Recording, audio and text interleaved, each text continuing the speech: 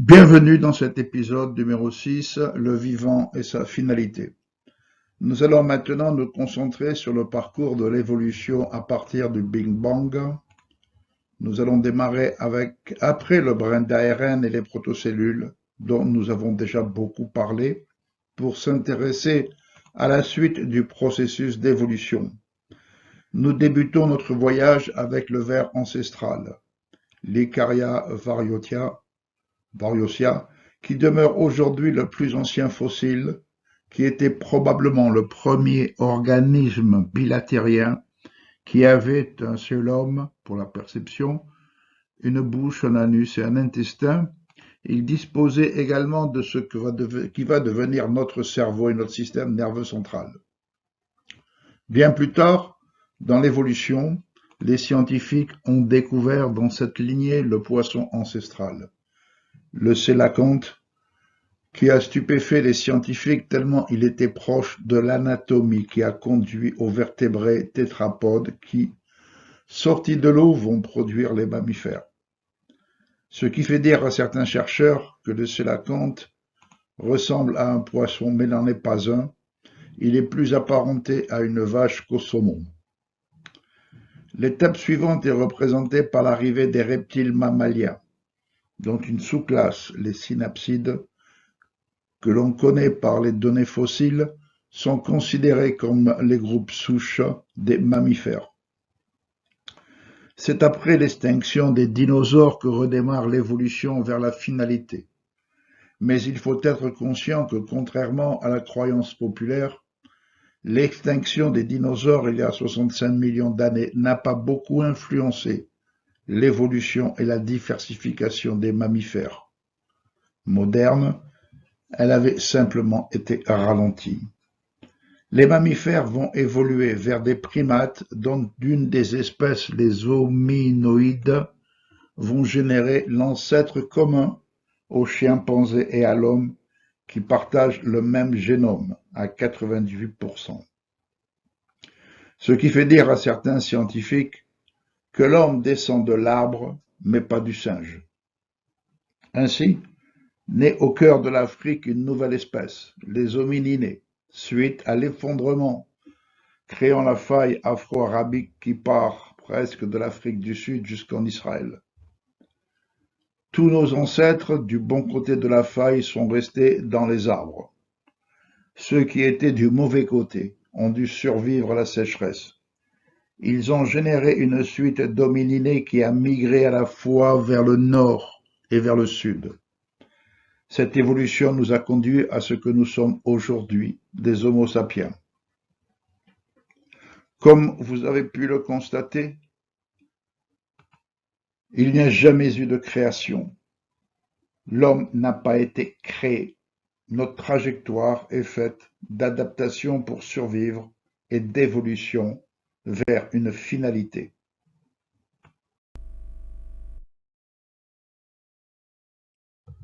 Ce qui différencie l'être humain de tout ce qui l'a précédé sur sa trajectoire, c'est l'émergence de la conscience. En fait, c'est plus exactement le fait que sa conscience puisse se manifester.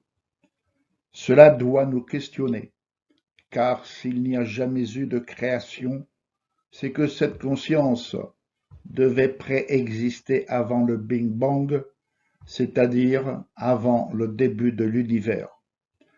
Cela signifie aussi que cette conscience était déjà présente sous une forme ou une autre dans tout ce qui a précédé l'être humain.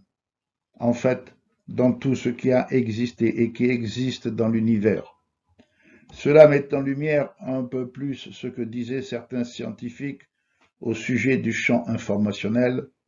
C'est le substrat conscient sur lequel s'est développé notre univers et tout ce qui existe et qui nous relie tous. À ce stade, il serait bon de rappeler l'enseignement de Thoth l'Atlante, l'ordre qui a créé la lumière et le Verbe, et de la lumière a émergé l'univers et la vie. En fait, le Verbe serait ce champ informationnel et la lumière serait cette énergie de photons qui, en franchissant la zone de transfert univoque, à manifester notre univers et la vie. Sans vouloir affirmer cela à ce stade, je trouve cette analogie plutôt troublante, mais je vous laisse développer vos intimes ressentis. En fait, le rôle du vivant serait de manifester à nos sens une conscience qui serait obligatoirement différenciée à partir d'une conscience indifférenciée qui, elle, serait non manifestée. La suite des épisodes vous permettra de vous faire une opinion.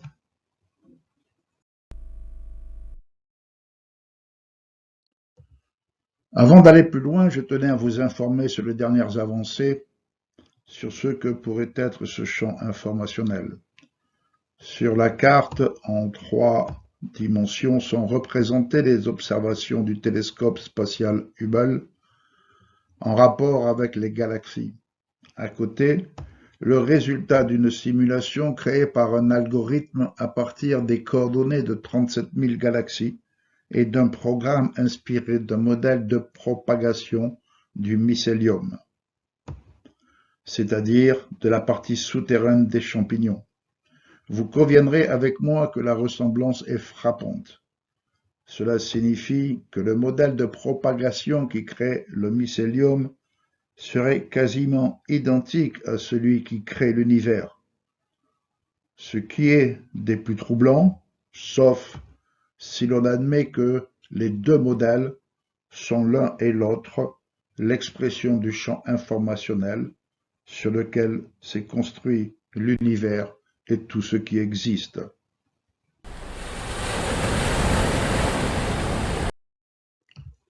Avant de poursuivre sur un sujet très polémique dans le microcosme des chercheurs, je fais un point sur ce qui vient d'être dit. Il existe donc une très forte probabilité pour que ce soit sur ce champ informationnel que notre univers et le vivant se soient développés.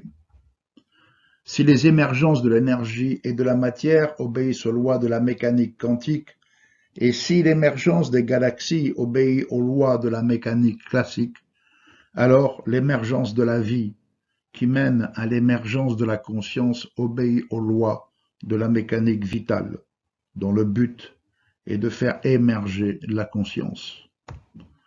Et comme nous venons de le voir, cette conscience étant obligatoirement présente avant le Big Bang, elle est donc obligatoirement présente dans le champ informationnel. Si elle est présente dans le champ informationnel, elle est alors présente dans tout ce qui compose l'univers.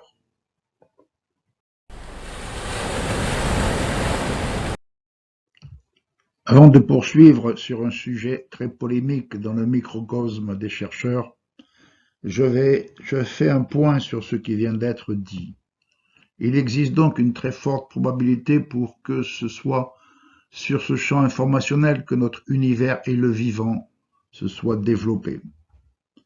Si les émergences de l'énergie et de la matière obéissent aux lois de la mécanique quantique, et si l'émergence des galaxies obéit aux lois de la mécanique classique, alors l'émergence de la vie, qui mène à l'émergence de la conscience, obéit aux lois de la mécanique vitale, dont le but est de faire émerger la conscience.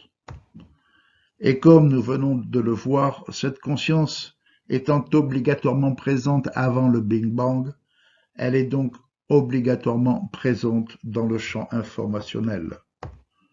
Si elle est présente dans le champ informationnel, elle est alors présente dans tout ce qui compose l'univers.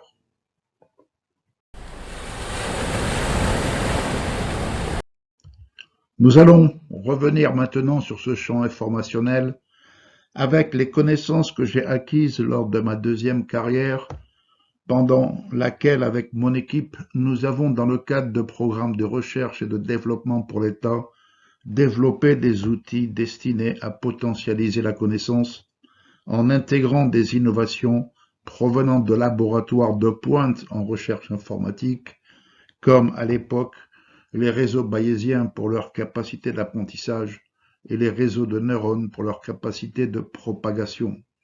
Ces développements m'ont bien fait comprendre la différence entre savoir et connaissance, et que si les savoirs peuvent se transmettre une connaissance est impossible. Elle est la résultante de circuits neuronaux et elle appartient à celui qui la génère. Elle est intransmissible en l'état. Pour la transmettre, il faut la découper en savoirs et c'est dans le cerveau de la personne qui assimile ces savoirs que la connaissance se reconstitue, mais jamais à l'identique. C'est pour cela que je transmets ma connaissance au travers des épisodes. Mais le plus important, c'est ce qui va suivre.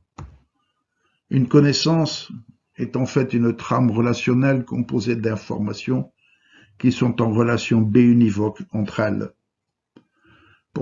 En fait, la connaissance est ce que l'on appelle un champ informationnel. Dans ce champ, il n'y a pas de notion d'espace ni de temps. Par ailleurs, suite aux nombreuses expérimentations conduites avec rigueur intégrant des comportements humains, nous avions acquis l'intime certitude que la connaissance était le substrat de la conscience. Ce champ informationnel dispose d'une structure équivalente à celle du connaissance, et comme c'est la connaissance qui génère la conscience, ce champ peut être également assimilé à une conscience universelle qui serait indifférenciée, un tout.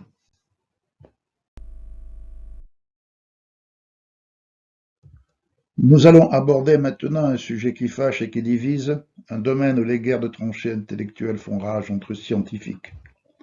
Rappelons simplement que nos comportements sont dictés par nos conditionnements qui ont construit en partie notre connaissance.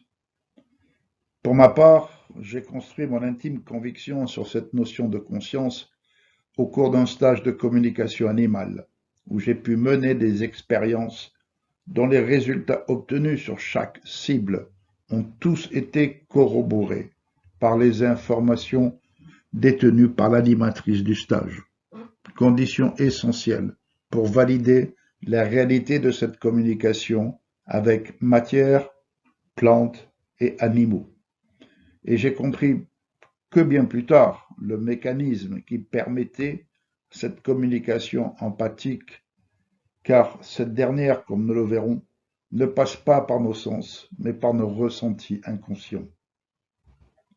J'ai également compris la différence entre conscience non manifestée à nos sens et manifestée à ces mêmes sens. Et surtout, j'ai compris également, au cours du stage, que la vision par nos seuls sens de tout ce qui existe dans notre environnement est très limitée. En fait, j'ai acquis l'intime certitude que la matière et les organismes vivants sont dotés d'une conscience qui est limitée à leur espace de survie. Il existe un combat entre les partisans de la neurobiologie et ceux qui prônent qu'il faut un cerveau complexe pour posséder une conscience. En fait, pour ces derniers, c'est le cerveau qui génère la conscience, ce qui est parfaitement faux, pour deux raisons essentielles. La première, nous venons de la voir, c'est que la conscience préexistait avant le Big Bang, et la seconde, nous la verrons dans un prochain épisode. Des expérimentations que j'ai menées ont montré que des personnes dont l'activité cérébrale était proche de zéro grâce à un protocole de lâcher-prise, étaient en conscience dans le champ informationnel et qu'elles étaient conscientes qu'elles ne pouvaient pas manifester cette conscience. Ce qui prouve que la conscience n'est pas produite par le cerveau. En fait, le cerveau ne sert qu'à manifester aux autres cette conscience. À l'origine, la conscience est portée par le champ informationnel, elle est indifférenciée et elle va se différencier au fur et à mesure de l'évolution. Au moment où naît l'univers, une partie de la conscience indifférenciée émerge dans les particules et les forces, puis en équations qui régissent les lois de la mécanique quantique. Par la suite, quand la matière se manifeste, elle émerge sous forme de structures géométriques dans la matière, puis en équations. qui régissent la mécanique classique. Le mycélium semble constituer le réseau neurologique de la nature. Sa membrane sensible, exposée et consciente, réagit aux fluctuations de son environnement. Que ce soit dans la racine et la partie aérienne des végétaux, la conscience commence à se manifester entre végétaux au travers d'un langage chimique. La conscience continue à se manifester entre les animaux par des codes d'odeur et d'attitude, gérés par des conditionnements animaux inscrits dans leur cerveau. Enfin, elle est totalement manifestée aux autres et surtout à soi-même par le cerveau humain, et elle peut s'élargir au champ informationnel au travers des connexions de dendrites libres.